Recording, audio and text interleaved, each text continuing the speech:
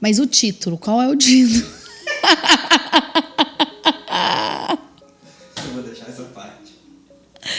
Eu preciso saber o título. Nosso terceiro episódio. O título é Como Foi Cursar. Ai, socorro. Como foi cursar medicina? Então, vamos lá.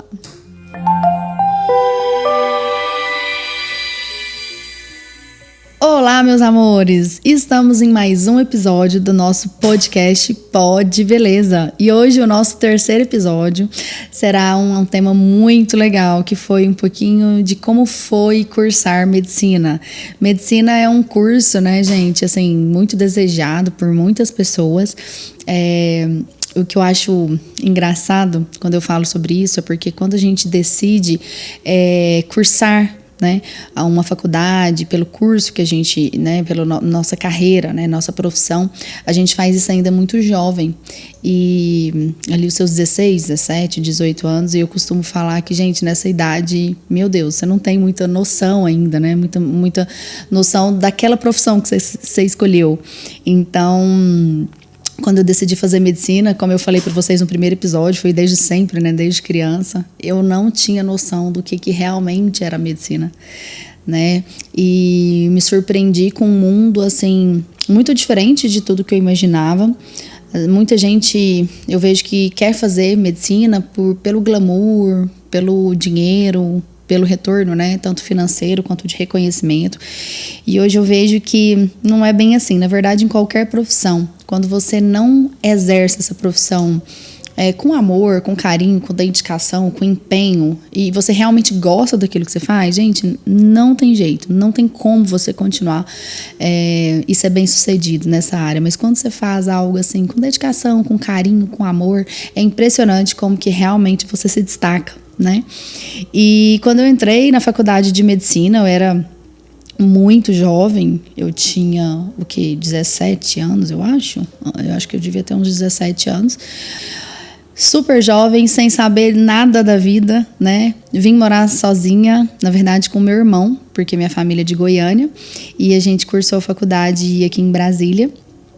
E nós moramos sozinhos, né? Nós dois, eu falo que a gente morava sozinho praticamente, porque cada um tinha seus horários, enfim. Então, foi um desafio muito grande. Eu, desde nova, minha mãe sempre me levou para trabalhar com ela nas férias. Eu sempre falo isso, gente. Isso é uma coisa muito importante. Por exemplo, nas férias, meus amigos de escola, eles ficavam dormindo até mais tarde, eles iam pro shopping passear, enfim, eles iam descansar, curtir as férias. E eu nunca fiz isso. Minha mãe, ela sempre me levantava cedo nas férias. Minha mãe, ela tinha uma empresa na época, e uma loja de couro em Goiânia, e eu sempre ia cedinho nas férias, eu ia trabalhar, eu e meu irmão, lembro como hoje, meus amigos divertindo, viajando, passeando e a gente trabalhando. E por isso que eu sou tão ligada assim na questão do trabalho, eu gosto muito, sempre aprendi isso. Eu trabalhava no caixa e meu irmão no pacote. E era muito legal, assim, porque viagens a trabalho que minha mãe tinha para as feiras, enfim. Eu era formada no inglês, eu falava fluente, assim, eu falava bem inglês. Então era eu que fazia as negociações com os americanos, minha mãe sempre me levava. Então eu sempre trabalhei desde nova. Então eu sempre tive isso, né? Uma veia muito empreendedora, de trabalho, enfim. E quando eu entrei na medicina, eu fui morar sozinha, foi um desafio muito grande para mim, né? Porque eu já tinha aquela rotina, né, de trabalho, de estudo, de aprendizagem, de desafios, mas os desafios que estavam ali na minha frente foram muito grandes, assim.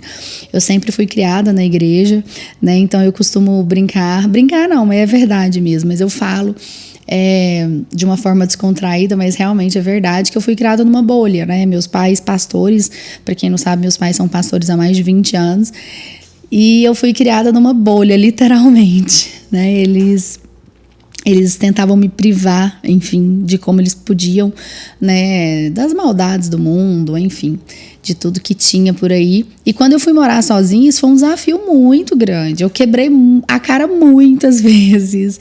Eu sofri muito, porque meu mundo cor-de-rosa caiu por terra abaixo. Eu comecei a ver que as pessoas eram más, que...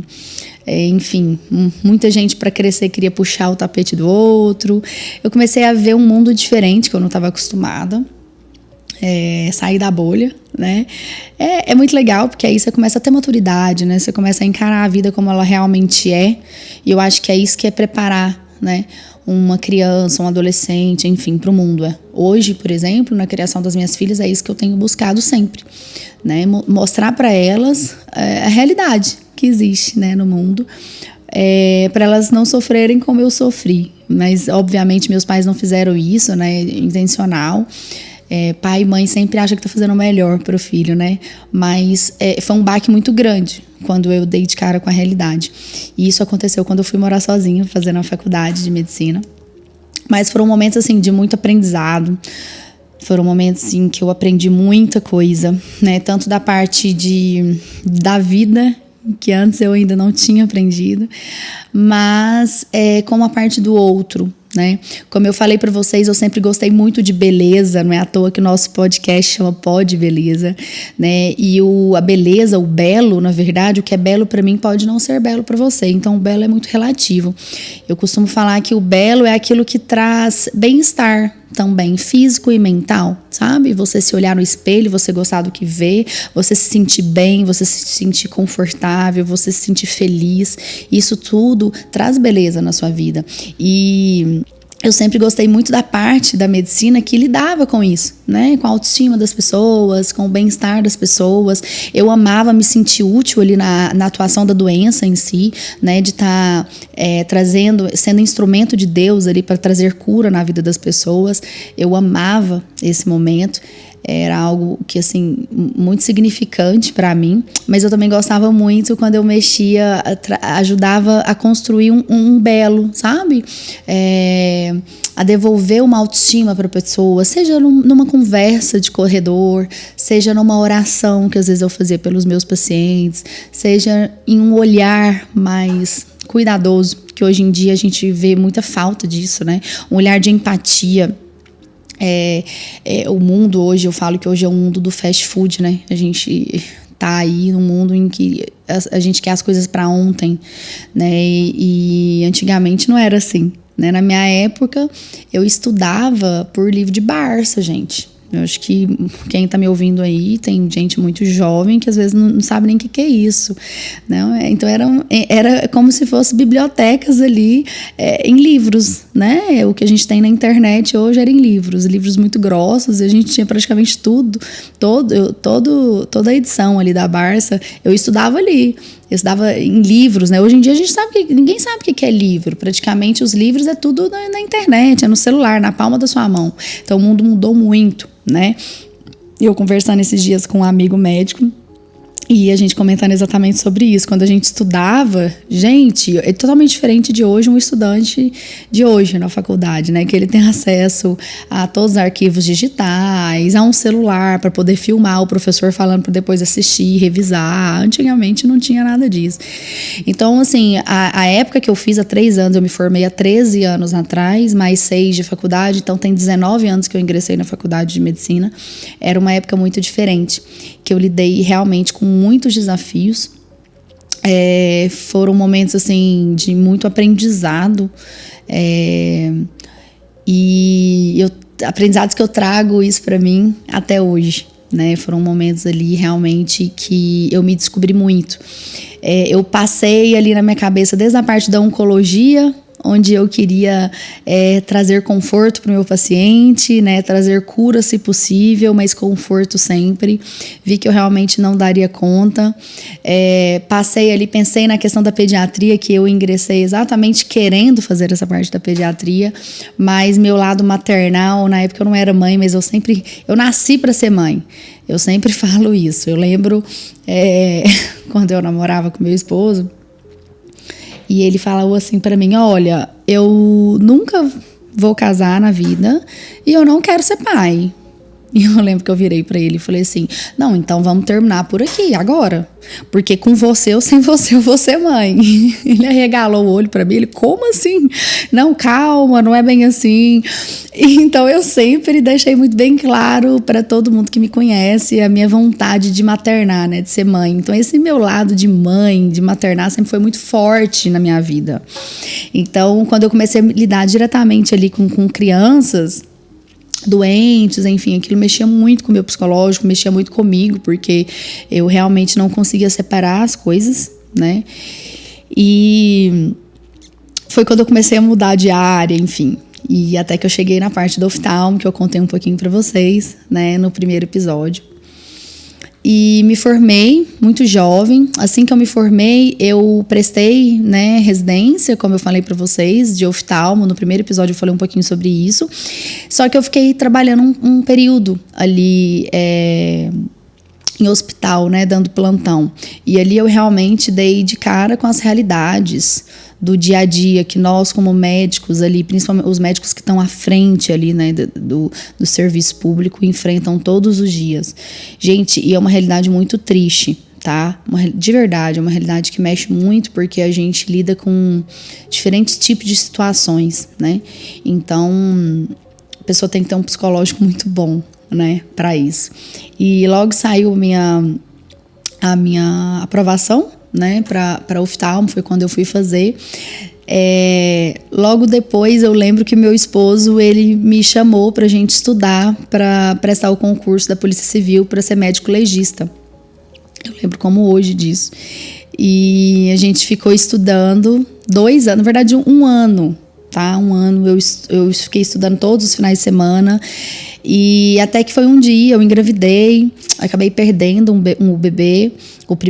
Minha primeira gestação, ela foi anembrionada, eu acabei perdendo. E eu fiquei muito mexida com aquilo, eu sofri demais, porque foi o primeiro filho, foi muito desejado, né? Até então, a gente já estávamos casados, meu esposo já tinha mudado de ideia, já queria sim ser pai, enfim. E foi planejado, então a gente sofreu bastante, eu sofri muito, né? E eu lembro como hoje, em uma das aulas de final de semana do cursinho para o concurso de médico legista, eu vi uma foto assim que me chocou muito, né? Que foi uma mãe, né? Ela obviamente ela estava morta, né? E ela estava ali, foi uma imagem muito chocante.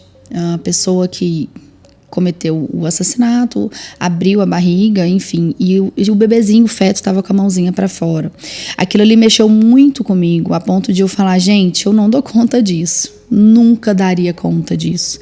É algo que mexe muito comigo, porque eu não sei separar, sabe? Eu não consigo olhar para uma situação triste e não me colocar no lugar.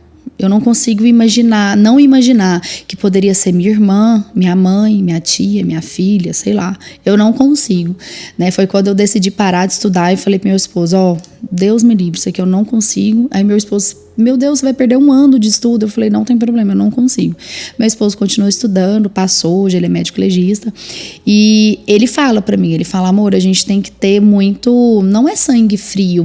Muitos de vocês às vezes acham que o médico ele é frio, né? Principalmente quando lida muito com essa questão da doença, da morte, né? A linha ali é muito tênue e acha que a gente é frio, mas não é. O médico que lida com isso diariamente, ele tem que ter muita sabedoria e muito discernimento para poder separar, né, situações, para poder. Meu esposo fala, amor, quando eu tô ali diante de um óbito, enfim, de uma situação complicada e difícil, eu entendo que eu tô ali ajudando aquela pessoa a desvendar o que aconteceu com ela. Eu estou ajudando a família a dar uma resposta. Eu já não pensava assim. Eu já pensava, Deus que me livre. Eu já penso que poderia ser meu pai, poderia ser minha mãe, poderia. Então eu sempre tive muito essa questão de empatia, né, com o próximo. Por isso que realmente não teria como eu estar em outra área, a não ser uma área que realmente lida diretamente com o bem-estar, sabe? Físico, mental, alegria. É isso que eu sempre tenho proporcionado ao longo da minha carreira profissional aí, o que eu realmente tenho procurado proporcionar para as pessoas que passam pelo meu caminho, que passam pelo meu consultório, é exatamente isso, é uma troca de experiências, porque eu também me coloco aqui não só como médica, mas também como uma pessoa que quer que meu paciente saia pelaquela porta não só se sentindo belo, lindo, feliz, com a autoestima recuperada, mas também uma pessoa que saia dali mais leve do que entrou, né? Então, hoje realmente eu tô focada muito nessa questão da área da beleza. Trago muitos ensinamentos comigo de maturidade que eu adquiri ao longo ali da meu primeiro choque de realidade, que foi quando eu entrei na faculdade de medicina. E não foi fácil. Eu fiz 6 longos anos ali de terapia para eu conseguir realmente saber separar algumas situações, para não absorver tantas situações dos pacientes, porque isso nos consome, gente. É muito. Né? Às vezes a gente tem que absorver muito a situação para poder entregar para vocês algo de forma mais leve. Né? Então, por isso que eu amo trabalhar com essa parte. E não pensem vocês que mesmo trabalhando com a parte da beleza, aqui dentro do meu consultório eu não tenho essa demanda, né? Às vezes eu tenho muita demanda de paciente que chega aqui com o psicológico totalmente abalado, né? Como eu disse, a beleza, ele é... A medicina estética, né, a parte que estuda de uma forma filosófica mesmo, que é belo, né, e isso abrange várias situações, né, então a parte mental é uma área que eu sempre tenho pedido a Deus sabedoria para eu ser bênção, um canal de bênção na vida das pessoas que entram aqui no meu consultório, para eu estar sempre proporcionando isso para elas. E hoje, com 37 anos, eu me sinto uma pessoa assim, extremamente, muito mais madura, mais centrada, mais determinada. Olho para trás e eu lembro daquela menina ali de 17 anos que entrou na faculdade sem saber ao certo o que queria, né? De uma certeza eu tinha, que eu queria impactar a vida das pessoas que cruzassem meu caminho. Isso eu sempre falei. Eu quero realmente, sempre quis impactar todos que cruzassem meu caminho, e sempre de forma positiva, né, para deixar um legado, e é isso que eu tenho procurado fazer aqui no meu consultório. Não é fácil, é um aprendizado diário, mas é muito gostoso aprender dia após dia e estar sempre com o coração aberto a novos aprendizados, né? Então, eu queria hoje, nesse podcast um pouquinho mais curtinho, mas eu queria trazer para vocês que a vida é assim, que a vida sempre nos traz muitos ensinamentos, muitos desafios. A gente vai encontrar diante dos nossos caminhos muitos obstáculos e a gente tem que se apaixonar, gente, pelo processo. Porque a gente, o que nos torna quem somos hoje, o que nos torna vencedores ou nos dá realmente a qualificação do ganho ali, é o processo que a gente passou. Não tem como a gente chegar na linha de chegada, né? Sem ter o percurso. E no percurso a gente vai encontrar muitos desafios, muita dificuldade.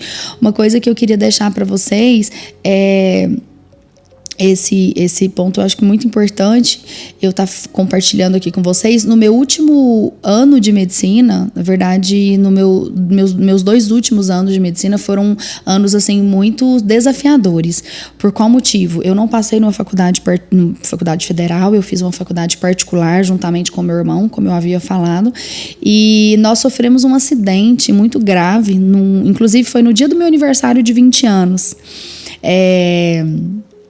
E com esse acidente, meu irmão foi para UTI, eu fiquei muito tempo no hospital e meu pai acabou largando, deixando de lado, abandonando o negócio dele. Sabe aquela loja que eu falei para vocês de couro, que eu sempre trabalhava junto com meu irmão? Pois é.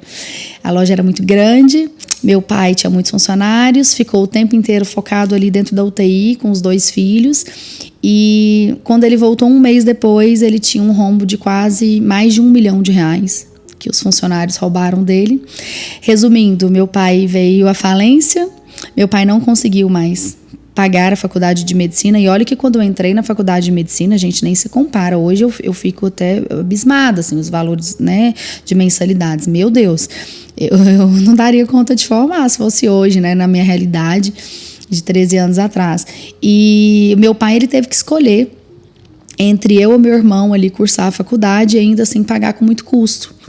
né? Deus foi tão maravilhoso que o dono da faculdade, ele permitiu que meu pai fosse pagando de um filho e do outro filho ia pagando da forma que pudesse, enfim. E assim a gente conseguiu. Meu pai, com muito esforço, com muita dedicação, conseguiu formar meu irmão.